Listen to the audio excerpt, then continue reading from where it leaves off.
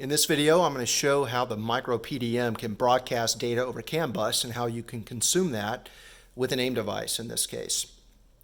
So what I've got here is an AIM Solo 2 DL. It is connected to the same CAN bus as the microPDM, and I've loaded in the microPDM protocol, which is available on the website. And what that protocol gives you is 12 different channels that show button state, either 1 or 0, 1 for on, 0 for off, as well as a number of channels to show current sense. So that is the current that's currently being consumed on a given output. So let me show you how this works. So right now we're looking at buttons 1 through 4 on this page. So you'll see me turn buttons 1 through 4 on. That information is coming across the CAN bus. So what could you do with this? Well, you could do something, imagine if you were using a more sophisticated AIM device like a proper dash. You could press a button, you could change the lights on the dash to show perhaps they changed to show pit lane speed limiting or something like that. That's certainly a possibility. The other thing you could do is you could log this stuff to data, and you could go back in and look and see, okay, which ones of my drivers spend the most time on the radio? Which ones of my drivers spend the most time flashing their lights? Which ones of my drivers, use the cool suit most, and so on. So all of that could be logged to data as well.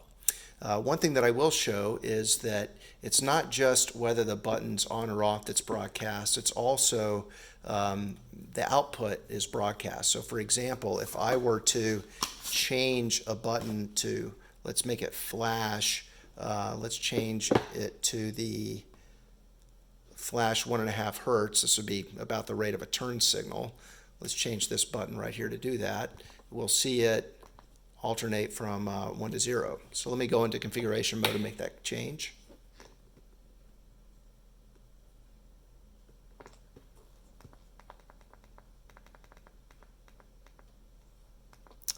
Okay, we'll make that blue. Okay, and now when I turn that on, watch the Solo, you can see it flash about the rate of a turn signal. So this is perfect if you were to then use this in order to drive, let's say, a low side output connected to your Solo.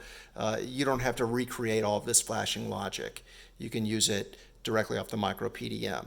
I do this to control my headlight flashing. I use a race capture instead of an AIM device, but it's the exact same thing. I'm listening to signals off the CAN bus of this button cycling on and off, and then I am activating a low side output in order to cycle my headlights on and off.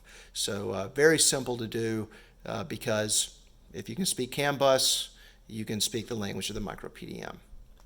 Last thing I'll show is, let me show you current sense. So I've got some LEDs hooked up that are off camera, so you'll see the current sense come on when some of these LEDs come on.